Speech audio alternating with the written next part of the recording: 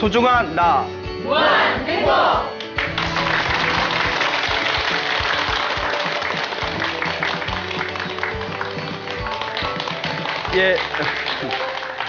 만나서 반갑습니다. 광우 스님이라고 합니다. 그 모든 종교에는 그 천국이라는 개념이 있습니다. 그렇죠? 이제 하늘 세계라는 개념이 있는데요. 그 불교에도 이제 천국이라는 곳이 있습니다. 근데 불교에서는 천국이란 표현을 쓰지 않고 하늘 위다 해서 천상이라는 표현을 쓰죠. 천상, 하늘 세계, 하늘 위, 천상이라는 표현을 쓰는데요. 우리 불교에서는 하늘 세계가 하나가 아니라 28개가 있다고 합니다. 28개의 하늘 세계가 펼쳐져 있어서 28천이라고 불리우게 됩니다. 그래서 이 28천에서 밑에서 두 번째 세계를 도리천이라고 부릅니다. 도리천. 여러분들 그 애들한테 뭐 도리도리라고 했잖아요. 도리도리. 그게 아기야 착하게 살아서 하늘세계 도리천에 태어나거라 라는 그런 뜻이 그 농담을 한 얘기입니다. 정확한 얘기는 아니고요. 하여튼 이제 도리도리 할 때 그 도리천이라는 세계가 있는데 제 말에 너무 신경 쓰지 마세요. 그 도리천이라는 천상 세계를 33천이라고도 불립니다. 33개의 구역으로 나누어져 있다고 해서 33개의 구역으로 나누어져 있어서 33천이라고 불리운다. 그 왜 33개의 구역으로 나누어져 있는가? 그것도 이제 조금 이따 한번 설명을 드릴 겁니다. 그 도리천, 그 33천을 지배하는 하늘신의 이름이 바로 여러분들 많이 들어보셨던 제석천왕입니다. 그 도리천의 신을 제석천왕이라 불리고요. 우리 불교 경전에서는 삭가천왕이라고 부릅니다. 삭가천왕, 제석천왕, 삭가천왕이라고 불리게 되죠. 그리고 저기 도교에서는 옥황상제라고 부르죠. 이 제석천왕이 굉장히 불심이 지극한 부처님의 신도입니다. 하늘세계 신이면서 부처님의 신도이기 때문에 우리 열심히 기도하고 수행하는 불제자들에게 보이지 않게 복을 내려주고 우리 불제자들을 보호하는 역할을 한다고 합니다. 2600년 전에 석가모니 부처님께서 이제 널리 중생들을 제도하고 계실 때 그 당시에 마힐리라는 이름을 가진 왕자가 있었다고 합니다. 마힐리라는 왕자가 있었는데요. 부처님께 가서 부처님께 삼배를 올립니다. 그리고 이제 질문을 던집니다. 거룩하신 부처님이시여, 저 하늘세계 도리천에는 그 삭가라는 이름을 가진 제석천왕이 있는데 도대체 어떤 공덕이 있기에, 도대체 어떤 공덕을 쌓았기에 저렇게 하늘을 지배하는 신이 될 수 있었던 겁니까? 라고 이제 질문을 던집니다. 그때 부처님께서 정말 좋은 질문을 하였구나 라고 칭찬을 하시면서 이 하늘세계에 있는 도리천의 신, 이 삭가천왕, 제석천왕은 머나먼 과거 전생에 큰 복과 공덕을 지었기 때문에 하늘세계 신이 될 수 있었던 것이다 라고 이제 설명을 해주십니다. 그러면서 부처님께서 이 제석천왕은 머나먼 전생에 마가라는 이름을 가진 사람이었는데, 이 마가라는 이름을 가진 남자였는데 열심히 공덕을 지었기 때문에 하늘세계 신이 될 수 있었던 것이다. 그러니까 이 마일리라는 왕자가 거룩하신 부처님이시여, 전생에 마가라는 남자가 어떤 공덕을 지었기에 저렇게 하늘세계 신이 될 수 있었는지 그 이야기를 자세히 듣고 싶습니다 라고 청을 합니다. 그러니까 부처님께서 그럼 listen, 잘 듣거라. 안 되는 짧은 영어예요. 그래, 내가 지금부터 잘 설명을 해줄 테니까 자세히 듣도록 하여라 하면서 부처님께서 제석천왕의 전생 이야기를 해주십니다.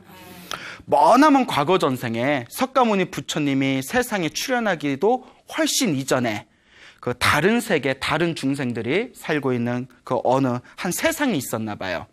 그 세상에 마가라는 이름을 가진 남자가 있었다고 합니다. 근데 이 남자가 마을에 살고 있는데 그 마을에 이제 마을 사람들이 모이는 공원이 있었다고 합니다. 그래서 그 마을 공원에 갔는데 공원이 엄청나게 더럽고 지저분하더래요. 막 쓰레기로 막 잔뜩 뒤덮여 있는 마을 공원이 있었는데 하도 더러우니까 자기가 다 이렇게 쉴 수 있는 그 공간만큼 쓰레기를 이렇게 치우고 거기에 이렇게 가만히 서 있었답니다. 그러니까 어떤 사람이 쓱 오더니 이 자기를 휙 밀어내면서 그 자리를 자기가 이렇게 차지하더래요. 깨끗하게 청소한 데를. 여러분들 같으면 가만히 있어요, 안 있어요? 그렇죠. 예, 못 있어요. 예, 안 있는 게 아니라 못 있어요. 예. 근데 이제 마가라는 이 젊은이가 한번 참습니다. 그럼 내가 또 새로 치우면 되지? 그 이제 다른 장소를 이렇게 깨끗이 치워놓고 딱 서 있는데 이번에도 또 어떤 사람이 쓱 오더니 자기를 휙 밀어놓고 그 깨끗하게 치운 자리에 자기가 딱 서 있더래요. 자리를 딱 차지해버리는 거예요. 그러니까 이 마가라는 사람이 화를 낼 만도 한데 호구야, 호구. 예, 예. 아유, 내가 또 하나 치우면 되지. 예, 예. 아, 저기가 좋은가 보지. 이제 또 다른 장소에 가서 깨끗하게 이제 쓰레기를 청소하고 또 거기에 다 서 있는데 또 어떤 사람이 또 오더니 자기를 또 싹 밀어내고 그 자리를 차지하더랍니다. 예. 3번이나 이런 일이 생겼잖아요. 그러니까 여러분들 같으면 못 참죠. 예, 예. 그러니까 우리가 이렇게 중생을 해서 하는 거예요. 예. 네. 그러니까 이 마가라는 젊은이가 문득 이런 생각을 일으킵니다. 내가 지금 한 일을 다른 사람들이 좋아하는 것 같다. 예? 청소를 이렇게 했으니까 다른 사람이 자꾸 그 자리를 차지하는 거 보니까 다른 사람들이 좋아하는 것 같다. 다른 사람이 좋아하는 일을 하는 것은 이거는 선업을 짓는 일이다. 복을 짓는 일이다. 그러니 내가 다른 사람들을 위해서 봉사를 좀 하자. 내가 복을 지어야 되겠다. 이런 생각이 탁 떠오릅니다. 예, 지금 시대로 하면 2글자로 뭐라고 하겠어요? 호구죠, 정말. 아까도 얘기했지만, 예? 뭐 바보죠, 바보.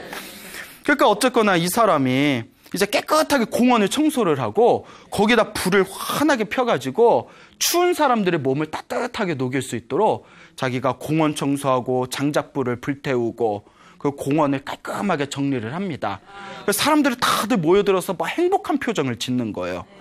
사람들의 행복한 표정을 보면서 이 마가라는 젊은이가 마음에서 기쁨이 샘솟습니다. 그래서 내가 이와 같이 복을 지어야 되겠다. 그래서 이 사람이 어떤 생각을 일으키냐면 사람들이 오고 가는 길에 그 울퉁불퉁한 길이 있잖아요. 지금이야 뭐 아스팔트로 깔끔하게 밀어버리지만 옛날에 얼마나 길이 울퉁불퉁했겠어요?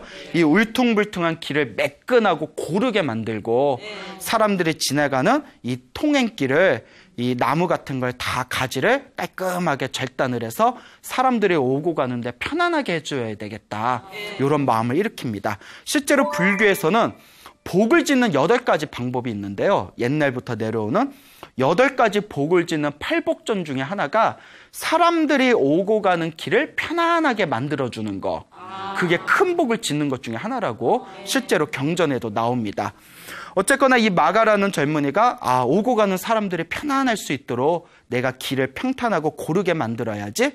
혼자 이제 남들이 알아주지 않음에도 불구하고 이렇게 삽을 가지고 와서 길을 평탄하게 만들고 돌멩이를 캐내고 위에 사람들이 오고 가는데 방해를 주는 나뭇가지를 다 잘라내고 그 어떤 사람이 지나가다가 이 마가가 하고 있는 일을 딱 보니까 완전 노가다잖아요. 응?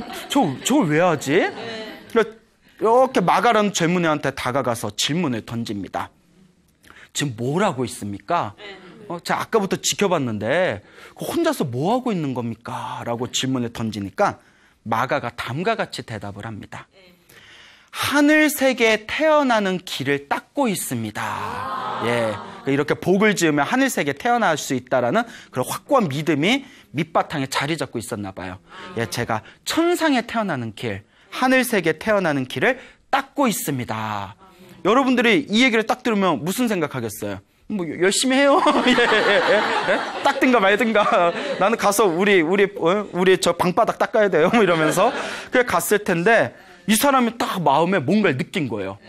그 하늘색에 닦는 길을 저도 동참해도 되겠습니까?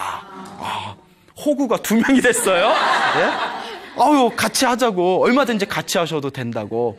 이 사람도 집에서 이제 삽하고 낫하고 가져와서 옆에서 같이 이제 길을 평탄하게 만들고 있으니까 또 지나가는 어떤 사람이 두 사람이 땀을 뻘뻘 흘리면서 일을 하고 있는 거예요. 지나가는 사람이 또 찾아가서 아까부터 봤는데 두 사람이 지금 무엇 하고 있습니까? 똑같이 대답을 했겠죠. 하늘색에 태어나는 길을 닦고 있습니다. 이 세 번째 사람도 마음에서 감동이 느껴지면서 그 길을 제가 동참해도 되겠습니까? 예. 그것도 이제 3명이 됐어요. 이런 식으로 또 3명이 일하니까 또 지나가다가 4명이 되고 5명이 되고, 예? 그러다가 이제 마가까지 합쳐서 33명이 동참을 하게 됩니다. 33명의 이제 그 어떤 하늘색에 태어나고자 하는 그런 원력을 갖춘 이 33명의 젊은이들이 열심히 이제 길을 닦고 사람들을 위해서 봉사하는 활동을 하게 됩니다.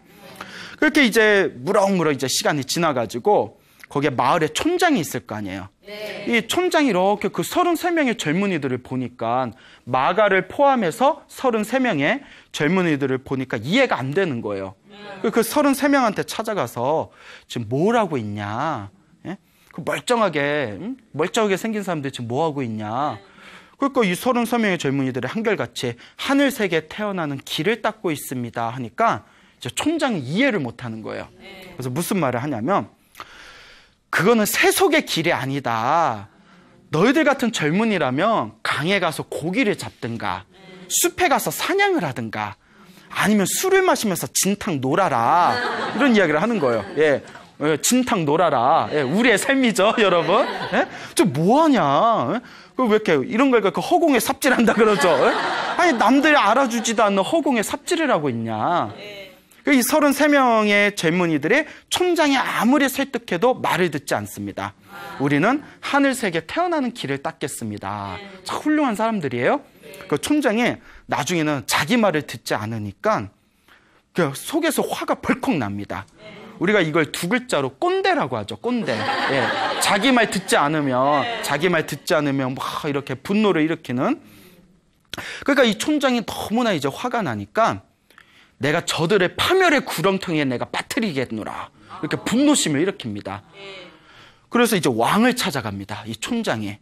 왕을 찾아가서 저희 마을에 한 무리의 젊은이들이 있는데 약탈과 도둑질을 하면서 못된 짓을 하고 있습니다. 왕이시여 부디 저희에게 군사를 빌려주셔서 그 못된 젊은 무리들을 붙잡을 수 있도록 힘을 보태주십시오. 그 왕은 이제 자초지종도 모르고 당연히 그 마을의 지도자인 촌장의 얘기를 듣고 당장 그 젊은이들을 잡아오라고 그 젊은 도둑들을 잡아와라 하고 군사를 보냅니다. 이제 얼떨결에 이제 33명의 젊은이를 끌려와요. 그 이제 33명의 젊은이들을 다 묶어놓고 이제 왕은 신문도 제대로 하지 않고 자 코끼리를 불러서 저들을 다 밟아 죽이게 해라라고 이제 시키게 됩니다. 이제 코끼리가 쿵쿵 거리면서 이제 왔겠죠. 그 이제 마가가 자기와 같이 이제 좋은 사업을 벌이고 있었던 32명의 젊은이에게 다음과 같이 이야기를 합니다. 여러분 너무 두려워하지 마십시오. 우리들의 의지처는 바로 자비심입니다. 우리를 죽이려는 저들을 원망하지 맙시다. 오히려 자비심을 갖고 저 왕과 촌장과 코끼리를 위해서 우리가 자비의 마음을 일으킵시다. 우리 다 함께 자비심을 일으킵시다. 자, 이러기가 쉽지 않은데요. 예. 33명의 이 젊은이들의 한결같은 마음으로 정신을 통일해서 자기를 죽이려고 하는 왕과 촌장과 코끼리를 위해서 강력한 자비심을 일으킵니다. 원망하는 마음을 품지 않고. 그때 코끼리가 그 자비심의 마음에 감화돼서 움찔움찔하면서 밟아 죽이질 못하는 거예요. 그 옆에 이제 사형 집행인을 보고 코끼리가 왜 이러지? 오늘 컨디션이 안 좋나? 그래서 왕에게 보고를 했어요. 코끼리가 이상하게 오늘따라 저 범죄자들을 밟아 죽이지를 않아서 사형을 집행할 수가 없습니다. 왕이 대수롭지 않게 생각하며 이렇게 말합니다. 사람이 너무 많으니까 코끼리가 부담스러워서 그런가 보다. 그러니까 사람 하나하나를 이렇게 저기 이제 그 무슨 풀 같은 거에다가 둘둘 말아가지고 멍석으로 만들어서 그 멍석 위를 하나하나 지나가게 해라. 예? 그 코끼리가 부담 없이 그렇게 밟고 지나갈 것이다. 그러니까 이제 우리가 뭐 김밥말이 하듯이, 예? 그 이제 멍석에다가, 풀로 이제 짠 멍석에다가 사람 하나하나를 놓고 둘둘 말아서 이제 33명을 다 눕혀놓은 뒤에 코끼리가 그 위를 지나가게 했어요. 근데 코끼리가 다 지나가려고 할 때 우리 같은 평범한 사람이라면 엄청난 두려움과 공포심과 무서움을 느끼겠죠. 원망하는 마음을 일으키고. 그때도 33명의 젊은이들이 그 코끼리를 향해서 강력한 자비심을 일으킵니다. 나는 결코 너를 원망하지 않는다. 나는 너의 그 모든 것을 다 포용해 줄 수가 있다. 예? 그러면서 자비심을 확 일으키니까 그 자비심에 감화돼서 코끼리가 막 밟으려는 찰나에 주춤주춤 하더니 한 바퀴 옆으로 삥 돈 뒤에 그 33명의 젊은이들에게 다가가지를 않는 거예요. 그 사형 집행인이 이 일을 다시 보고를 합니다. 그 왕이 딱 듣더니 야, 이거 보통 일이 아닌 것 같다. 이거 무언가 사정이 있는 것 같다. 그래서 그 33명의 젊은이들을 직접 부릅니다. 신문을 하기 위해서. 너희 33명은 그 마을에서 온갖 나쁜 짓을 하고 도둑질을 하고 약탈을 했다는데 그 말이 사실이냐? 그 33명의 젊은이들이 깜짝 놀라면서 아닙니다. 저희들은 그런 일이 없습니다. 한 번도 그렇게 나쁜 짓을 한 적이 없었습니다. 아니, 촌장이 그렇게 말하던데? 그러니까 이 33명의 젊은이들이 이제 그 자초지종을 설명을 합니다. 저희들은 천상의 길을 닦기 위해서 사람들이 오고 가는 험한 길을 고르고 평탄하게 작업하는 일을 오랫동안 해왔는데 촌장이 자꾸 강에 가서 고기를 잡든가 숲에 가서 사냥을 하든가 술을 먹고 놀든가 자꾸 저희들을 타락의 길로 이끌려고 하니까 저희들이 단호하게 거절한 적이 있었습니다. 자기 말을 듣지 않는다는 것에 대해서 분노를 느끼고 저희들을 오히려 그렇게 누명을 씌운 것입니다 하고 설명을 했더니 왕이 이제 촌장을 불러서 이제 삼자대면이 이루어집니다. 그래서 이제 진실이 밝혀지겠죠.